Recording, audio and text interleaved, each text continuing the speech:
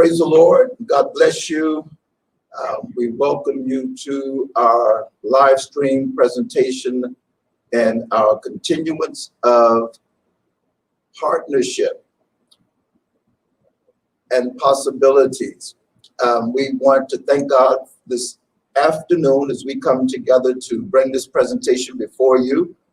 We have some guests that's going to join us in our dialogue this afternoon, and we're unscripted. We're just going to talk about partnership and possibilities. And before we get started, I want to acknowledge and give recognition to our diocesan and the person of Bishop Roland E. Harrison, pastor of Grace Apostolic Church there in Seattle, Washington, along with First Lady Dr. June Harrison. It serves as our diocesan, to our council chairman, District Elder Timothy Wayne Thomas Sr., his lovely wife, Sister Frances, to our vice chairman, Dr. Helen Arm. We thank God for each of you, and to the entire executive board of the Pacific Northwest District Council. We bless you and honor you and give recognition to you in your respective places, all of our suffragan bishops, district elders, pastors, and the great constituency of the Pacific Northwest District Council.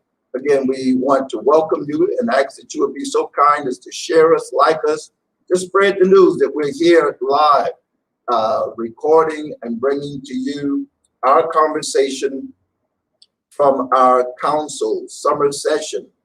And so as we open up our conversation and dialogue this afternoon, centered around partnership in our community. And so joining us this afternoon, I have sitting here with me Bishop Lawrence White, which is the community leader, the pastor of Church of the Living God, Temple 202, there in the Hilltop area, Spanaway, Washington. Hilltop area, we're in Spanaway, but we thank God for him, his friendship, and his willingness to come and sit and chat with us this afternoon.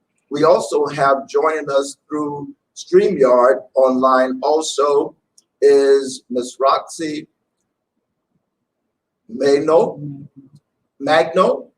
We thank God for her. She's on staff there with Miss Gail at Multicultural Family and Youth Center of Hope.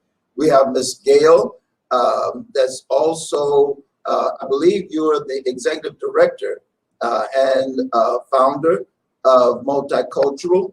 And so we're just going to join in some conversation. So as we progress here, I'll let the ladies go first, and they can introduce themselves to our audience that are joining us on our live stream this afternoon.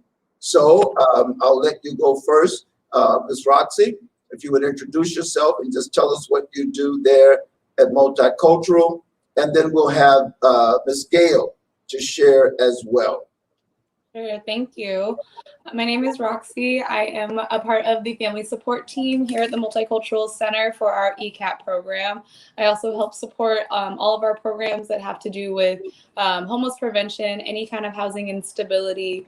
I support the programs over at the Recovery Center as well with our women's and the moms, and also help with our tiny houses and some other support groups at the cafe for like grief and loss and other things of such.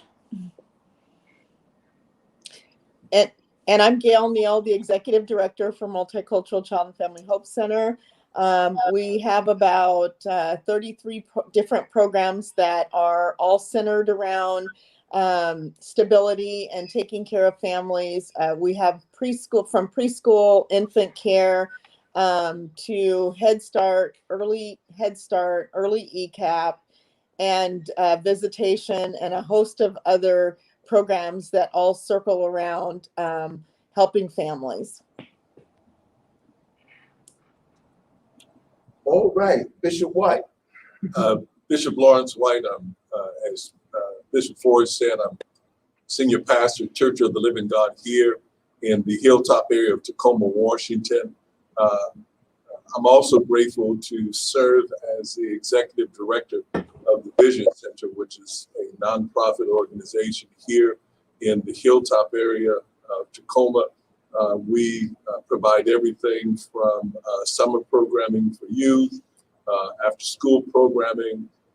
We have a very active food bank that provides food for the greater Tacoma-Pierce County area, as well as services to the homeless community. So just grateful to be here this afternoon.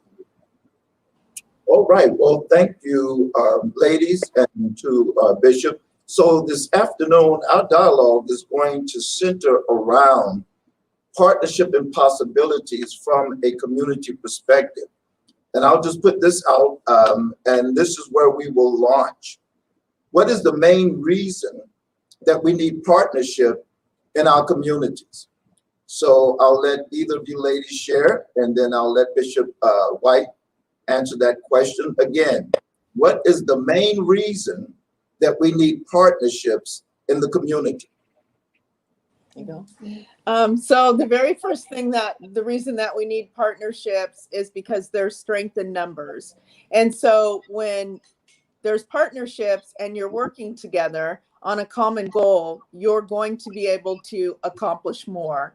Also, instead of everybody doing the same thing, if you're working in a partnership, then it's like a warm handoff. So we're taking care of clients in our community, and we're working hand in hand, because if we're partnering, we know what each other's doing. And so there's more communication, and also we're able to help clients more, and we're able to spread our dollars further by partnering together and working together. I think one of the reasons that Tacoma did really well during the pandemic is because they did work together. And so you saw a lot more turmoil in other places than you saw in Tacoma. And I think that even with Black Lives Matter and with the pandemic, both happening at the same time, the fact that Tacoma pulled together as a collaborative project, I think that we were able to have better outcomes, less violence. And I know for myself, I was really honored that I lived in Tacoma and was working with the businesses that I have worked with in the last year. And I think that from just the last year that we've learned a lot more about working together in partnerships. And I think that we're going to see that a lot more. And Tacoma is definitely going to benefit from that because the community is going to be stronger. I echo all of that. And I think working at a center like this too, we really mean it when we say there's strength in numbers too. So being under the leadership of Ms. Gail and watching the way she creates partnerships is it's an honor to work here to be able to see that too, because a lot of agencies say that collaborating is high on their priority list, but then it doesn't happen.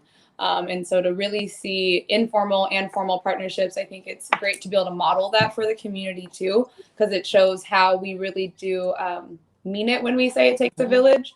And when we truly wrap around our families, they're able to come to us, and they may not get every single service from us, but we make it feel like they are, because we're so close to our community partners that they would never notice that they're not getting a service from us directly, maybe because we were so involved in the handoff to another agency.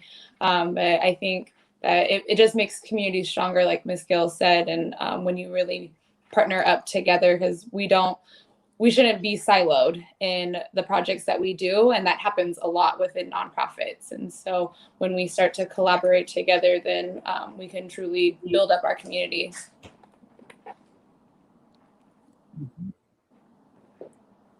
All right, Bishop White, would you care to share on the question of what is the main reason that we need partnership in our communities? I would agree with everything that the ladies said. I think it's spot on. Especially, I'd agree with the comment that you made, Gail, around the fact that during this pandemic season, is certainly coming out. I feel equally as privileged and honored to be a part of the work that has gone on in the community of people who have provided for the greater needs of the Tacoma-Pierce County area. There's been much collaboration, but from a biblical standpoint, I would really say that, when we understand that the field being white, the harvest and the need being white, great need coming out economically in our communities, some very practical needs because of income challenges, families being under distress. It was really pressed upon us from the Spirit of God to really take a look at not only what can we do and how can we serve, but to really be intentional in identifying and really understanding what other entities like multicultural and other partners in the community, what they're doing, so that not only are we providing practical service, but we're also providing information of resources, because there are things that we can't do that multicultural does, or there are things that we don't do that associate ministry or other entities did. So we were very intentional in being a responsible partner in making sure that we are also resourced to do referrals to other agencies that provide a service. Also, from a biblical perspective, we know that, one of Christ's clear prayers of intercession was make them one, as you and I are one.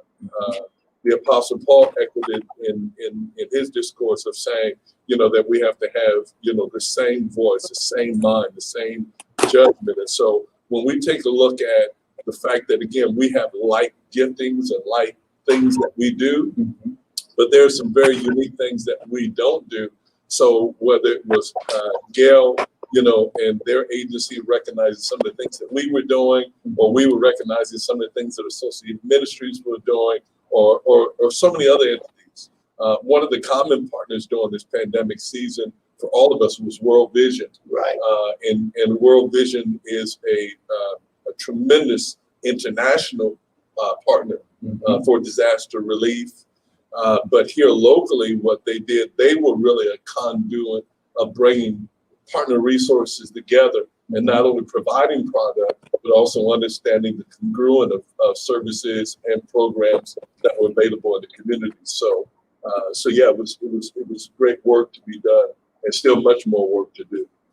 I want to interject this perspective, because one of the things that we are doing now, especially with multicultural, with Associated Ministries, with Catholic Community Services, and branches or agencies. I'll even go as far as to mention our sister's house. Yeah. And I'll bring this around to kind of share from a perspective of what I heard both of you reference is wraparound services that's provided.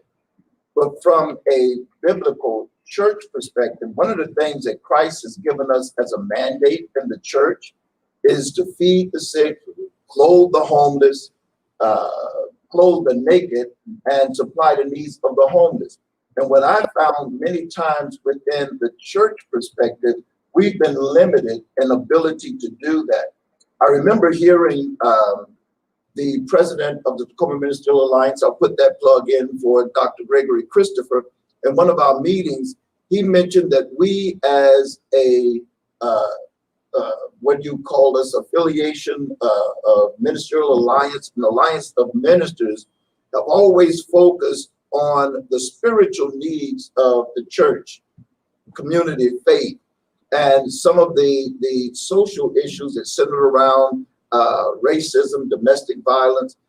But he got to the perspective of knowing and understanding that we needed to have partnerships in the community, such as Associated Ministries that were actually meeting the needs of homelessness, prevention.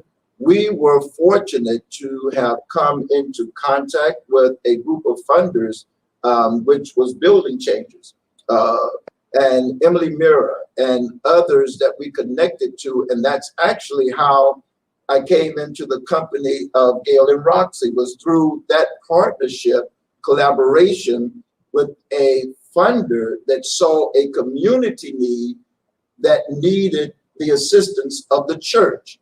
So those kind of partnerships going forward, I think is going to be really necessary in the climate that we're living in, dealing with the domino effect of COVID-19. I like the term wraparound services. And I'll throw this out in our conversation. I remember a couple of Sundays ago, right here at our own church, we had a young lady that showed up, and apparently she was in distress. She had some emotional, physical, mental instability going on, great need. She was homeless. And I mentioned all of that because she came to the church and wanted prayer.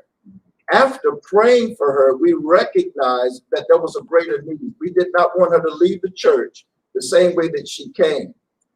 Bless God, fortunately, we had one of our members that's actually a peer navigator in an agency that meets the needs of those that are in distress, emotionally disturbed, finding placement for them. She happened to be in service that day, coincidentally. And we navigated, made some phone calls, and we were able to send this young lady to a rehab facility and to an ongoing meeting that need that she had emotionally, mentally, and to get her stabilized in that situation. She needed medication and those kind of things related to the emotional and mental instability that she was experiencing, and also a drug addiction. I said all of that to say this: if we had just prayed for her and let her go home or go back wherever she came from, we would have lost the opportunity to now partner with other agencies that can bring that other layer that was needed.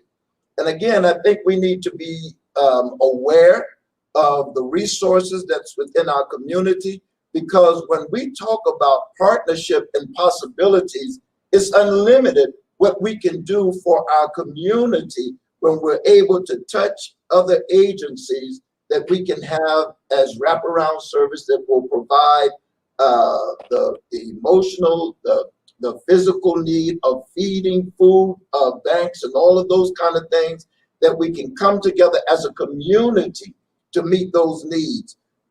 So there was another statement or comment that came: how do you choose your partnerships?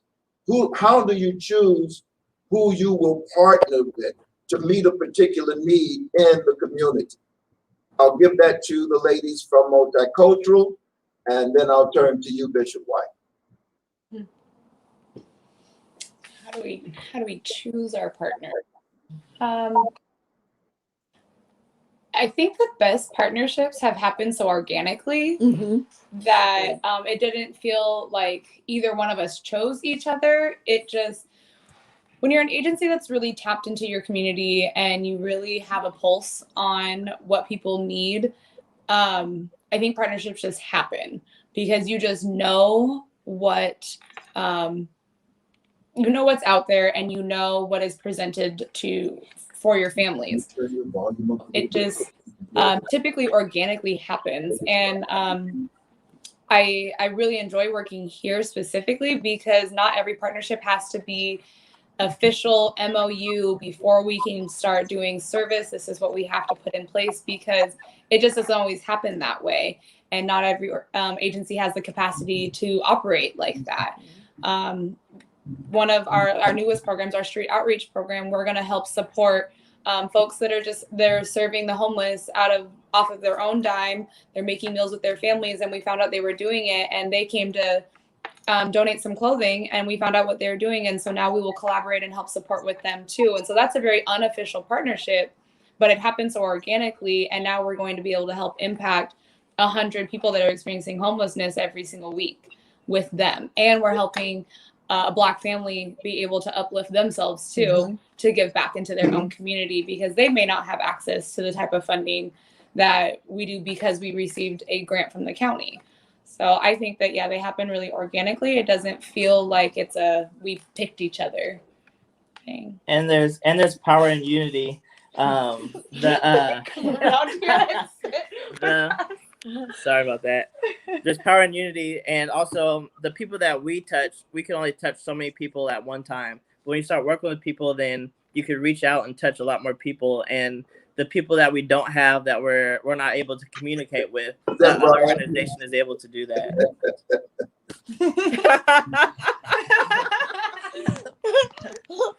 Organically happen. organically, Brian came in the room to give us a passcode, and then he was listening and just, felt moved to answer that question. So he joined us. So everybody, that was Brian Neal, and he works with us too, doing a host of things. And what I would say too is the other thing that we try to do is, like when we found out that a group was getting together every Friday in Tacoma just by Zoom, and that they were going to be just talking about what services families needed. So we just started jumping on that call every Friday. And then if there was something that we could do, like we found out that there were parents that needed diapers, and we said, oh, well, we'll be the diaper bank. And so we'll hand out free diapers and we'll get it started, and we'll hold all the diapers. But then when we get 5 or 6 other places that want to do the same thing, then we'll send them diapers, and then there'll be several different locations that it started from.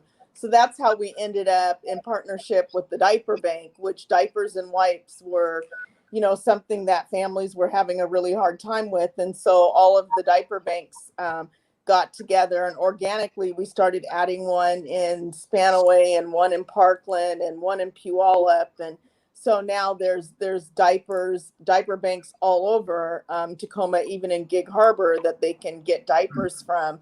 So I think one of the things is it's really important to take time to get a relationship with other organizations. And one of the ways that we find doing that is by just attending community meetings that are going on.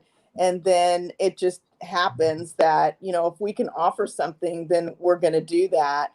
And so a lot of our programs that we work with kids, a lot of people are doing things with kids. And so we kind of jump in on that too. It is just organically.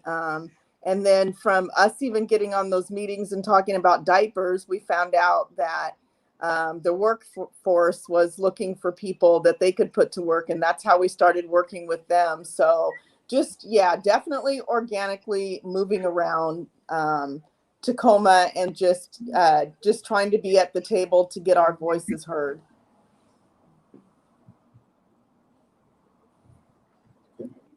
Bishop White, so you got the question right there? Yeah, okay. Yeah, and I think that once again the ladies expressed it very well. 2 key terms that they used. They talked about organic, and they talked about relational, and that's the key. It is about letting the process happen. Again, I'll go directly to Ms. Gail and multicultural. I happened to be honored to meet her through an introduction. We were both at World Vision doing our monthly pickup, and she was there shopping, and I came in, and one of the World Vision staff knew about the types of things that we did and felt that it was appropriate to make an introduction and said, you all need to get to know each other. We also have a common bond of providing transporting and supervision services for the greater Washington state, actually, not just Tacoma. And so we're in the same circles, and as she said, interacting with the same types of people, being able to hear the same needs. The other thing that they didn't say, but they spoke about it, is that there has to be a level of intentionality. It has to, relationship, partnership has to be intentional.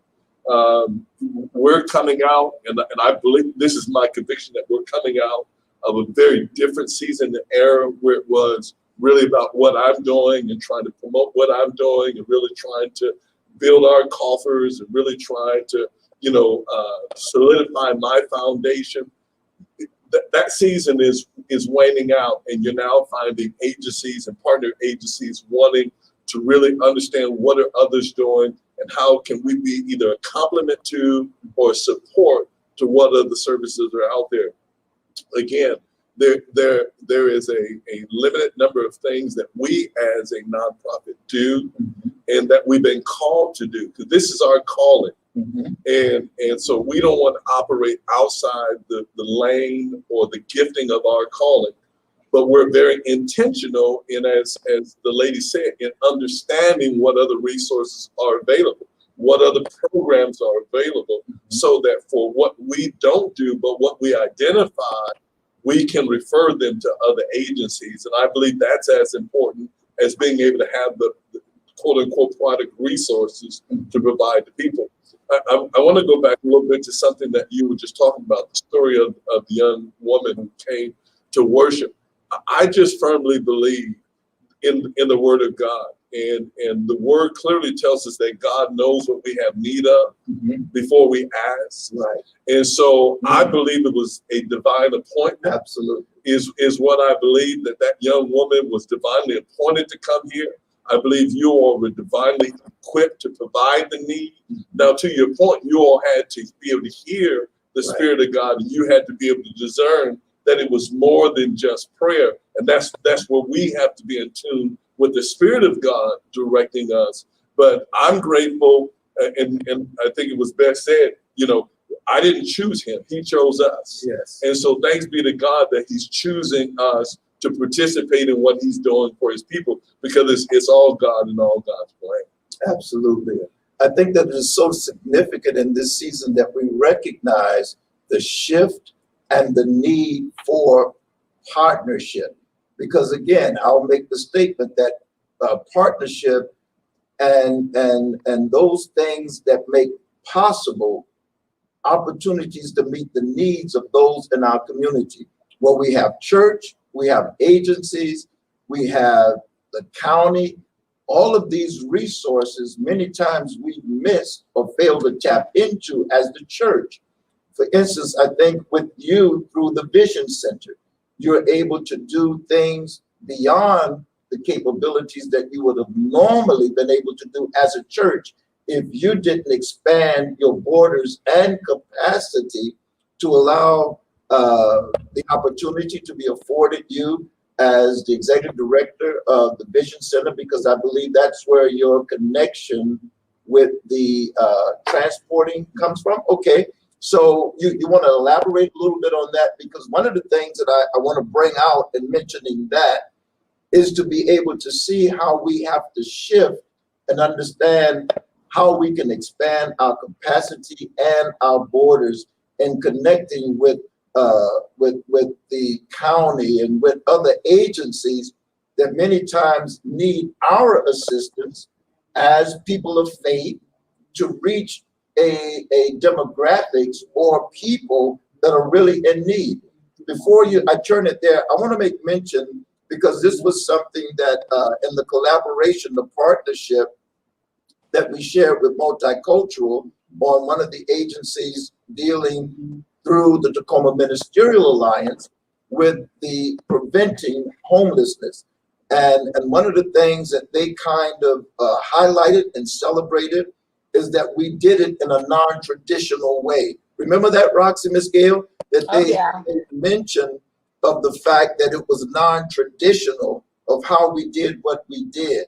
An agency, a church group coming together to now meet the need or a project that address preventing homelessness. We know the crises that we're dealing with homelessness, but now that has accelerated because of this COVID-19 and the number of people that was affected economically, that now there is a greater need for us as a people of faith, church community, as well as those agencies, again, that have resources, that have somewhat of a plan or strategy of how to do what they do, but also the need of community groups such as the church.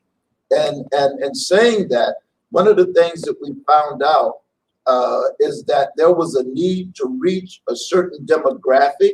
There was a need to reach an ethnic group such as African Americans, the Black community, which was somewhat disproportionate in how funds, services were allocated. And this was all based on statistics, research. It's a report called the Spark Report. And from that, it showed a discrepancy. So these funders saw a need now to connect with the church community. to reach that demographic that they were not able to reach. And I'll say again, on some of the agencies that did things from a traditional approach, we were able, and given the flexibility, I would say, to Roxy and Gail, we were given a flexibility to do what we needed to do to reach that group that was targeted through this park report, and funders coming in, seeing that we had now hands-on to a particular group, and with us co-oping with multicultural, there was a food bank. Help me remember, what was the food bank that we were connected to, Roxy? It was St. Leo's. St. Leo's. And again, possibilities in partnership. So as I just elaborate on that part, I'll come back to you, Bishop White, and your connection to now the other agency that you now give a service to the community.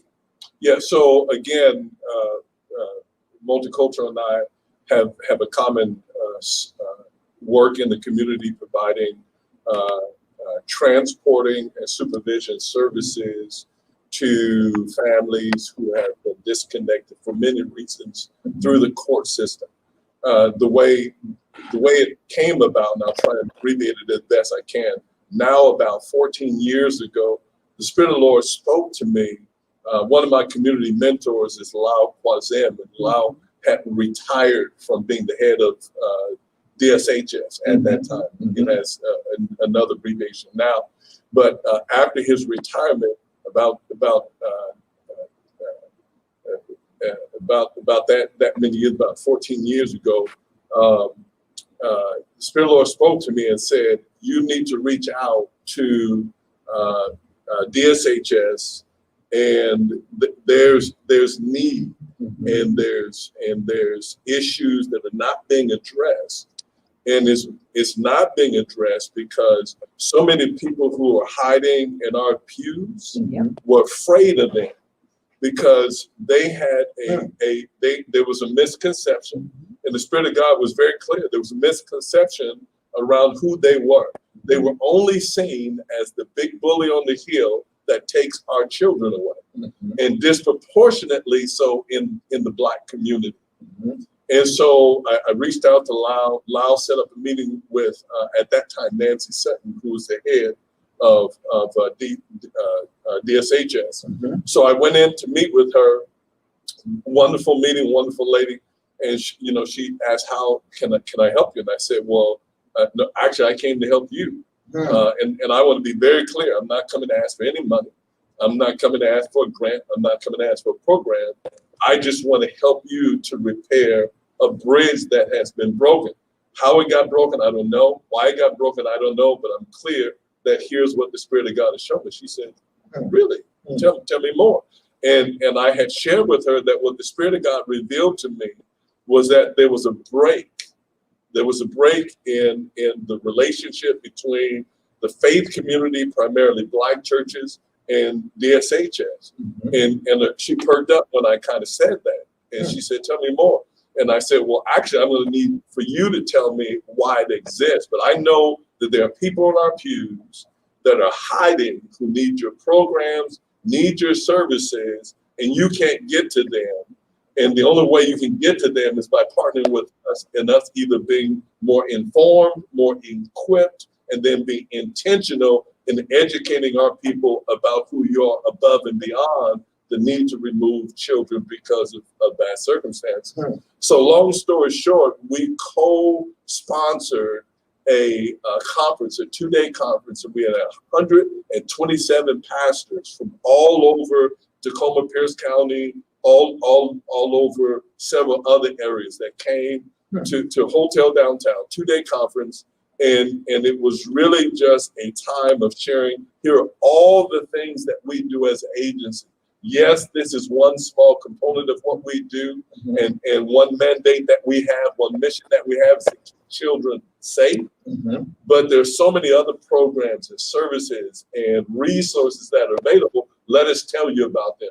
And so they educated these pastors over 2 days, they asked me to do a session talking about the potential of partnering with them and how we as faith leaders can be better educated and equipped, because if we're equipped, we can equip the people to understand what the resources are. So after that was over, a short time after that, Nancy reached out to me and wanted to talk to me about several things that they thought that we could partner on, foster care. And I told her, that we're not interested in that. There are a few other things. But when she mentioned transporting, the Lord was very clear that here's the opportunity and here's the work from several standpoints, because we know that one of the callings that we have is the ministry of reconciliation.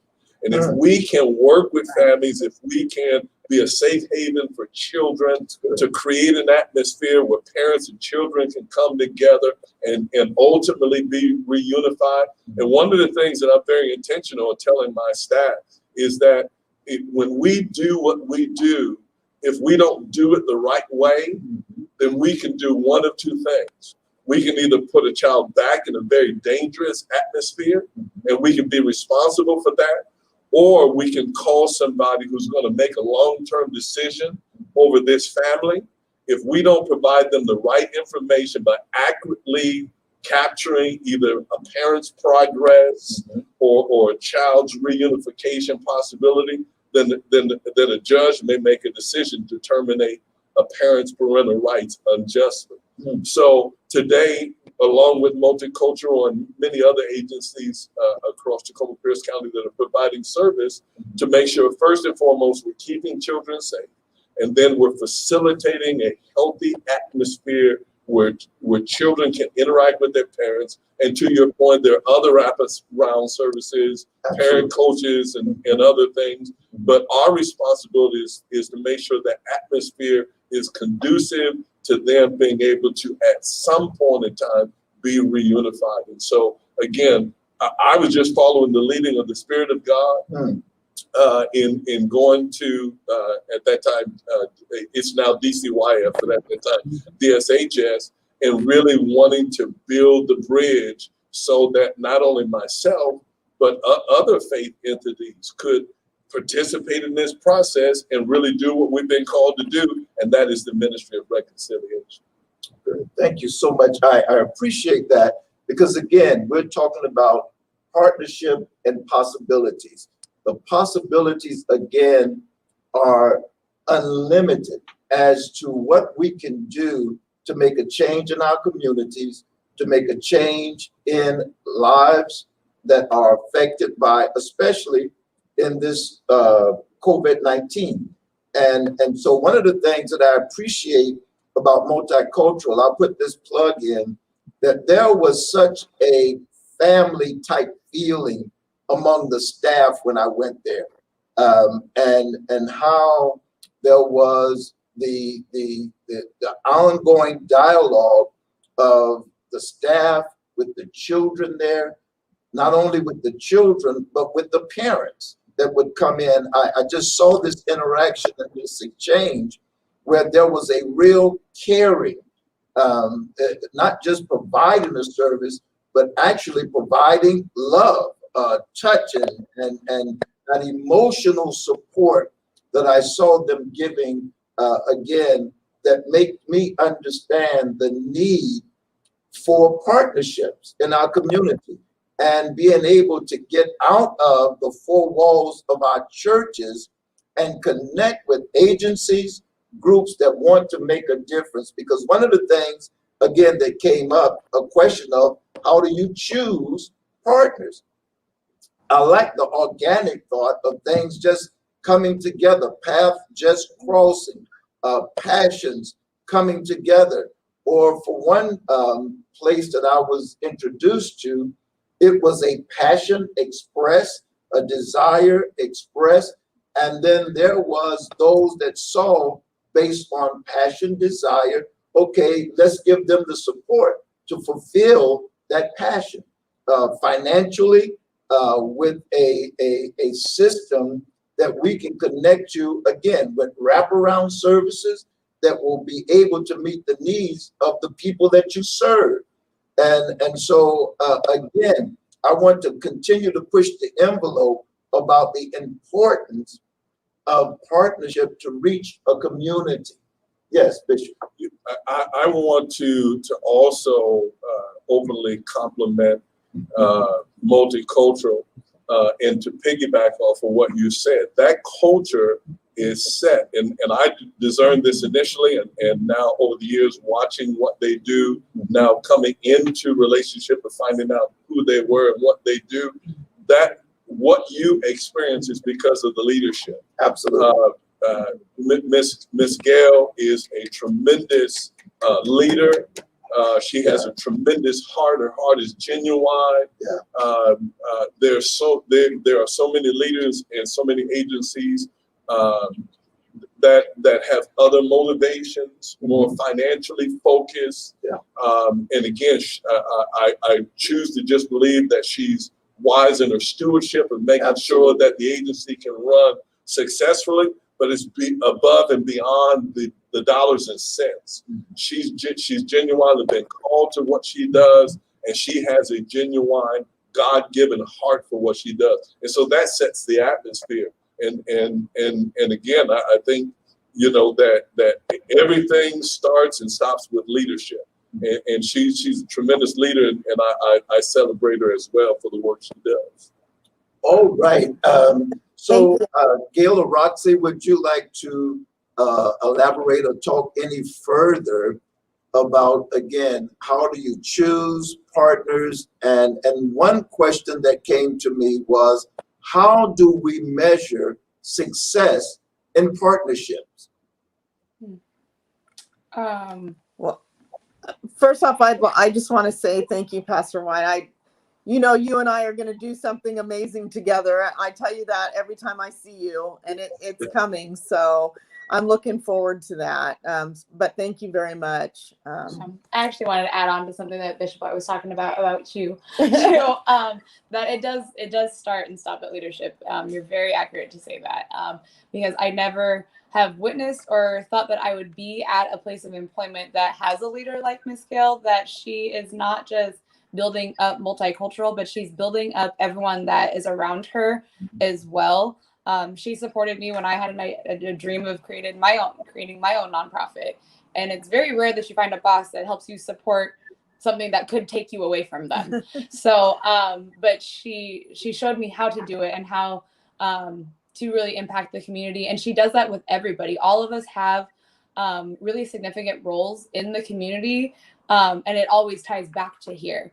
So because of how she leads us, I know I'll be here forever. And everything else will just keep adding on. And I think that really does build a community and creates even stronger partnerships, because even just from the relationships I build from people I've met because of Miss Gail, but then creating my own relationship with them as well, then it just builds up our home base, our community, our families too. So I just wanted to circle back and say that too, because it's amazing to be a younger generation coming up under this, because I have a lot more faith in the generation of leaders that that I call my peers because of the leadership that I'm under.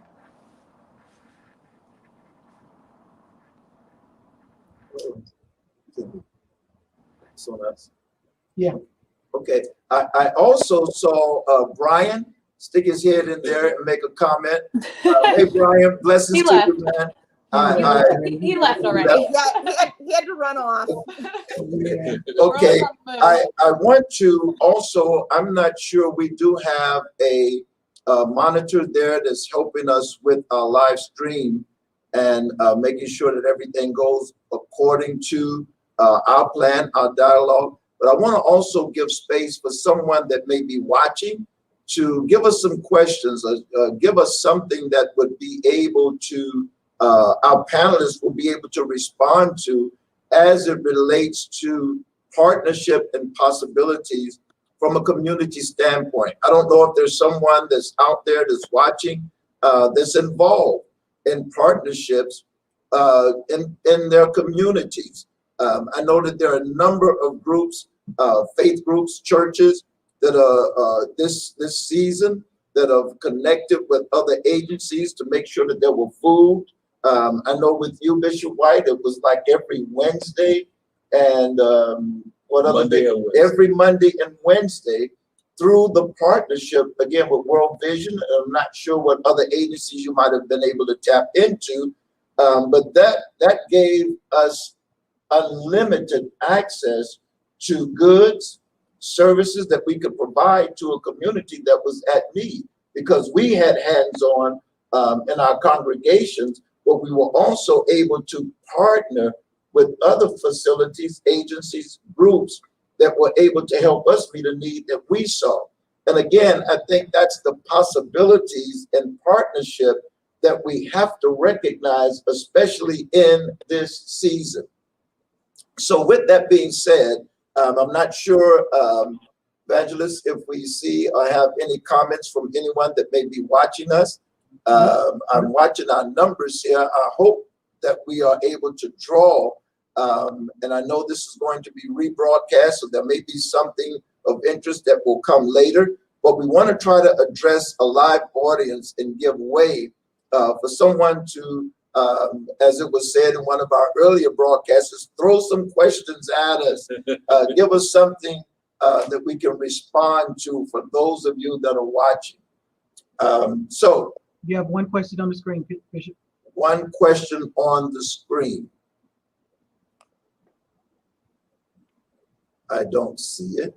Do you all have a desire to connect across sectors, environmental concerns with housing or economic development? And that's from Rayshana Ware. Yes. I think Bishop White said yes. I'm not sure, Gail or Roxy, if you're familiar with Rayshana Ware. She was a member of our congregation. I still connect her. We're family. We go Right. way back, way back. That's right. And I want to say on her focus and efforts to, again, cross lines to make sure a particular need or a heightened awareness of some of the environmental concerns with housing, and I see economic development. But one of the things, again, that we've endeavored to do in this session of talking about partnership, the possibilities that come through partnership, is how Sister Ware, Mrs. Ware, brought us an opportunity to give a heightened sense of awareness to the environmental concerns.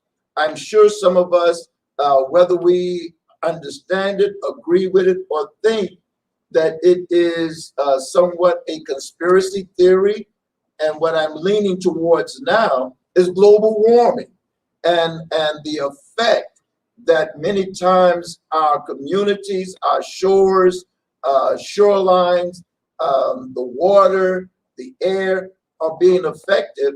And I think when it's going to take partnerships, collaborations with individuals such as Rayshana that had a passion. And I think that passion that she had, she was able to make connections, collaborations to bring a heightened sense of awareness of a need, again, for partnership to make us aware, and partnership to connect, to make a difference. Cleanup efforts along our shoreline that's so needed because of the environmental damage that is done through pollution, a lack of concern, a lack of awareness. So that question again, do we have a desire to connect across sectors? Yes. Economic or environmental concerns with housing and economic development. So I don't know, ladies, Gail, Roxy, if you want to give any feedback or response to the question. Again, desires to connect across sectors as it relates to environmental concerns, housing, or economic development. Well, I'll just talk about the cleanup and let Roxy talk about the housing. One thing I will say is that we're trying to do our part by working with the commerce, and we have a program that's called No Child Left Inside. And so what we do with our kids throughout the year is when they're out of school, we take them to some of the Bay areas to do cleanups. And we actually document it and then do a series of videos during the year. And then we put that together and we send it to the Commerce Department so that they have some data on what we're teaching our young children and how we're teaching them to be responsible and to help clean up, because the Bay areas do need to be cleaned up. And so we do our part by whenever in the summertime and whenever school is out, we load up our buses and take our kids out and we talk to them about the environment so that they can learn it when they're young. We've got kindergarten kids out there. Yeah, I think that it's really important to always be thinking about intersectionality of the programs that we have, because they do always overlap and cross over into something else too. So for housing, yes, we absolutely need to be looking at more sustainable housing and housing that's accessible for folks, because we know the homeless crisis is out of control.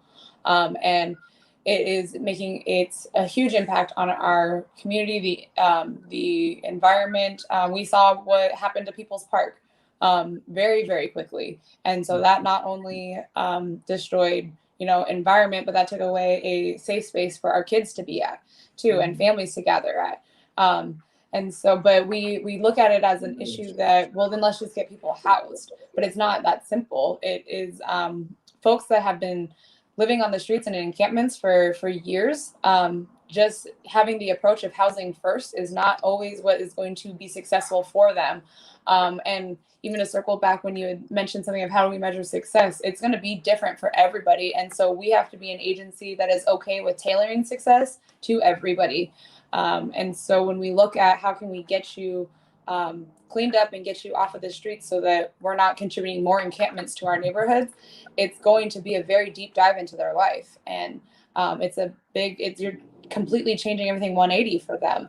And so it's going to take a different level of commitment from case managers, from agencies, and for us to really hone in on the partnerships that we have, because we're going to have to get them into detox and we're going to have to get them into recovery and reteach so many life skills that maybe they have never even learned before also. So I think that, yes, I definitely see the impact of what homelessness is doing to our environment, but it takes a different level of commitment of just getting people off the street, though. And so that it circles back to that wraparound service and doing it uniquely, how we see that we've seen success in. And we were right there the day that they decided, it was time to clean up People's Park. And so the Recovery Cafe falls underneath Multicultural Center as well. And so we were there helping the city to get the people that were coming out of the park housed into the tiny houses, which were right across the street. And so some of the things that we did that's a little bit differently with looking at homelessness is that we decorated each one of the tiny houses with stuff from Bed Bath & Beyond, and made the tiny houses not just someplace, here you go, sleep on the floor, but we wanted to make sure that everybody had new pillows, comforters, and things that looked like a home with curtains that would make them feel good. Because when you feel good about yourself, then you automatically think good about yourself. And so that was one of the small things that we did. And then the other thing was, with the tiny house being right across the street from the Recovery Cafe, we focused not only on being homeless, but we also focused on needs that clients had, and that was recovery. Because if you put tiny houses together and you just put people in them and you don't find out what the reason was that they were homeless and what they're going through, well, then you're not taking care of any of their needs. And people need recovery along with housing. And so we did that, which made a big difference. So we definitely crossed over into helping out with housing. And I know that for Lehigh, which is the place that puts the housing together in Pierce County, they're from Seattle. They're not from Pierce County. And they believe in putting tiny houses together and putting people in tiny houses. But they also believe that it's okay for them to do drugs and drink alcohol. And usually the reason people are doing that is because there's something else that they need help with. And so our belief is that you need to really address both of those things. So I think the city would, do better letting organizations that are in Pierce County pull together, collaborate, and come up with doing housing right. I'll actually start backwards. Okay. And one aspect of our strategic plan from the inception, my wife and I have been blessed to be here now 26 years. And one of the launching points for us, and one of the consistent areas of focus for us is economic development. We have some, and I'll tie two things together. We have some undeveloped property that we own, and we're still yet believing God that we can build and provide some low-income housing, as well as build a small business incubator. In my former life, I was a small business owner, and I was grateful for the level of success that I experienced as a small business owner. I had a graphics design business, and so my passion is still fueling life into, and I believe that there's a rebirthing of entrepreneurs. I believe education for our young Black students is still the way to get education, but also to understand that there's direct application of what they've learned in addition to going and applying that for someone else's benefit. There's nothing wrong with the corporate world. I retired from the corporate world. There's nothing wrong with having someone else provide a 401k for you, even though that's a shrinking resource for the working market. But we have talented and gifted young people who can actually launch and start and be successful in business for themselves. And so, absolutely, I have a tremendous burden for economic development. I'm tremendously focused around housing and housing issues. One of the areas where we can be better, and we want to be better, and actually this summer, we're now relaunching, just this week, we launched our Summer Youth Institute, and we're partnering with 3 educators from the Tacoma Public School System, and we've got about 30 students that we're working with for the summer. And so to the point, Gail, of the work that you all have done and the focus that you all have put around cleanup projects, we've been calling it service projects, but it really boils out to be the same thing, that we're trying to help them understand the importance of being responsible to their environment and how it benefits the broader community by being responsible to their environment. And so absolutely, those are important things. And especially when you talk about economic development, that's a hot button for me. Wow, amazing. I hope seeing that Rashana is connected here, that this will bring some sort of a partnership for ongoing dialogue of what, again, she brings to the table and how we can connect with this environmental heightened awareness of those needs. So I think we are well into our time here. We want to, again, see if there's any other questions that will come from any of those that's joining us online. Do we have anything else that has come across to either of you? No, sir. All right. Closing thoughts. Yes, we'll get to closing thoughts. But I want to continue to push the envelope towards the faith community, the churches, especially those in the Pacific Northwest District Council.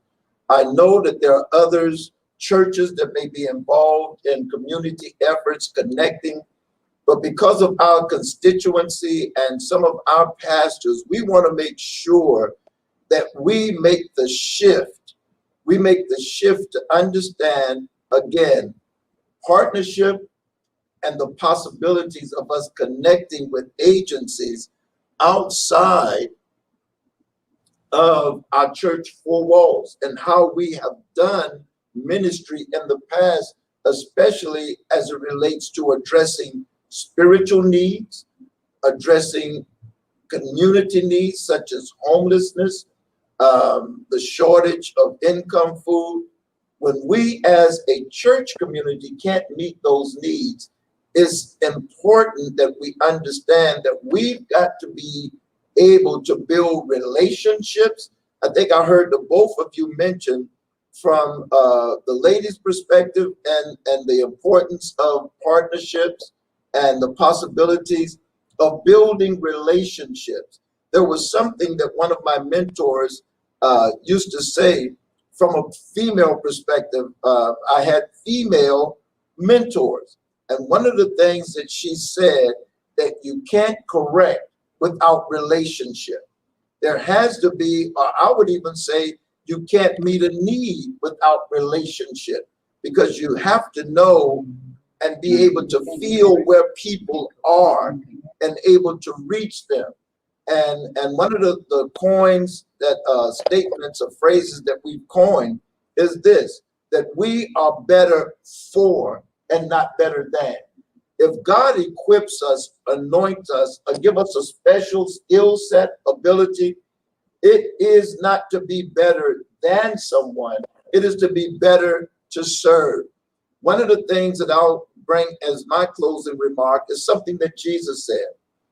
He said, the individual, paraphrasing, the individual that is greatest among you, let them become your servant. We have to understand the needs of serving. Again, relational partnership, unlimited possibilities of what we can do and the changes we can bring into a community when we partner with other individual agencies. What do I want to say? What's another word for agencies? Entities that can help us meet a need with resources. So, closing remarks, what would you like to say as a closing remark as it relates to partnership and possibilities? Roxy.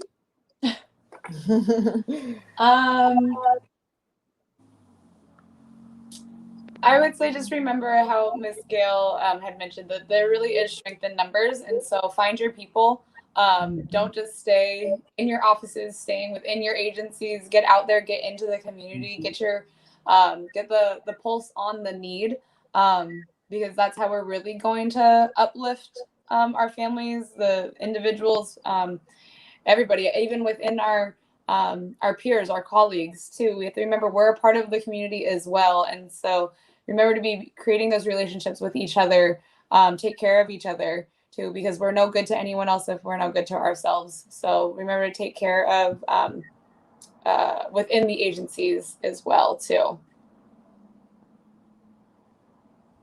Okay, Ms. Gail.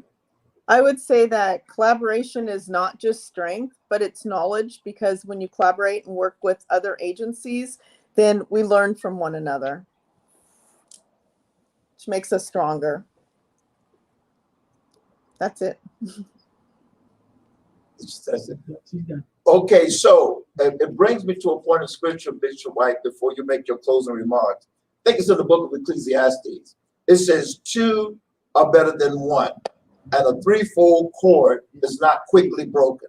When we can combine Christ and the community, we can bridge the gap between faith, here it is, faith and works, because we have to have many times the partnership, the collaboration that will cause our works to be greater, I would not say greater, but more effective, when we're able to touch, collaborate, partner with other agencies, with other entities, and also individuals that have the ability, the skill set to make a difference in our communities.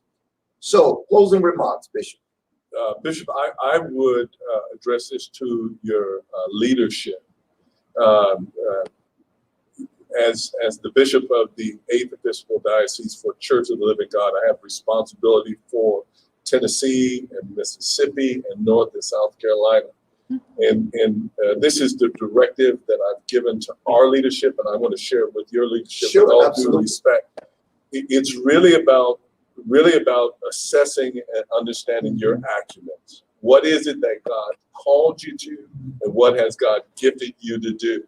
That's where it starts, first and foremost, to really understand what it is that we've been called to do. Mhm. Once you've reconciled that, then it's the responsibility of my leaders, and I would encourage your leaders, it's your responsibility to educate yourself, equip yourself to understand what other resources are out there, because it's not just what we do. We also have a responsibility to make sure that we can refer people to relevant resources based on the need. And so we're not called to be and do everything. Right. But one of the things that I believe that we totally underestimate is that God has given us access. Mm. And if we just understand Wow. the power of access, Mhm. we can see tremendous change in our community. So thank you so much for being able to be a part of this. And Gail, thank you all so much again for the wonderful work that you all are doing. Right. Wow. Wow. And thank you for your Thank you wonderful so work much that you do. to Gail and Roxy for lending your time to engage in this conversation and dialogue about partnership and possibilities. Again, we've seen the fruit of our labors together, there with Multicultural, there with Bishop White, the Vision Center, those other connections and agencies that in this season we've been engaged with, not only here at the King of Glory Pentecostal Assembly, but also through Tacoma Ministerial Alliance. And I'll never forget, it was about 3 years ago, and when we were fasting and praying at the beginning of the year, this is so fresh in my spirit and in my mind. We had prayer calls, Bishop, Gail, Roxy, we had prayer calls, morning prayer calls that we would come together and we would be praying for God to give us vision for a year coming up and how we would adjust and all of those kind of things, what we would give our attention and time to. And I'll never forget one of our sisters praying and saying, Lord, guide and direct our pastor so that he can connect with community efforts to make a change, to make a difference. And my God, from that prayer, so many doors open for us to be able to make connections, collaborations, to start having a more far-reaching effect in our community. And those efforts to connect with other agencies. That's how we came across with Multicultural. That's how we were able to connect on other ministry endeavors that got us into a community and a social focus, recognizing that those kind of partnerships gives us unlimited resources and unlimited possibilities to meet the needs of our community. So I want to say to those that are watching, again, the pastors, the leadership of the Pacific Northwest District Council, this one's for you to help you understand the need in this season to have partnership and recognize the possibilities of what we can do to bring change and influence.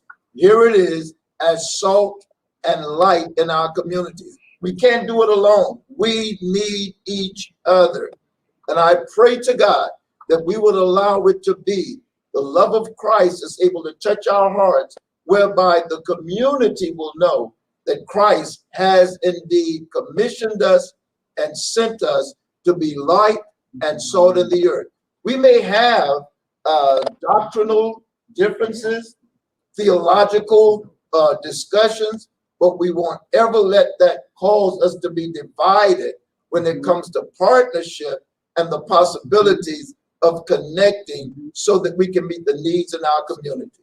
So again, thank you for those of you that have tuned in, lent your time to our conversation and dialogue. Again, unscripted, we just wanted to hear from the heart of these community leaders that gave us their time and share with us their ability to connect with others to make a difference in what they do and how they do it. Again, we salute you, Gail and Roxy. We salute you, Bishop White.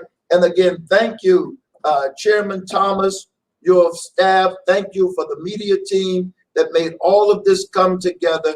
I so appreciate all of the opportunities that you've afforded us to make this available through the many streams, platforms that we have.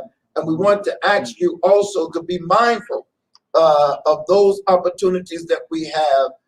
Thank you so much, Bishop Harrison, your vision for the Pacific Northwest District Council. And again, the possibilities of partnering with others to make a difference. Thank you so very much. Appreciate your time. God bless you. Thank you for the invite, Bishop White. Thank you so much. Both Absolutely. of you, Thank you. All right. you. Thank you, Evangelist. Are we off? Nope. Okay. So, man, I sure appreciate you. Yeah, the time coming to be with us. More this dialogue needs to continue to encourage district leaders. I can't stress that enough. God has given us access to so much. And so many times we think, I have to have this, I have to have this. And it's good to have what God provides for us. But man, if we understand how to access what God can be so better off. Our communities would be so better off. And the impact that we're having on the community deep. And so if there's one thing I can say, continue to help people understand That's a word right there. The power of access. Yeah, we know. Yeah, and that's where it stands from today. I meant to tell Roxy safe travels. Oh, She's got to make her way to the airport at 3. Yeah. Yeah. thank you Yes, so much. yes, This is a blessing. So, So yeah, you said service tonight is at 7. at 7. Okay. Yeah. So I'll probably be.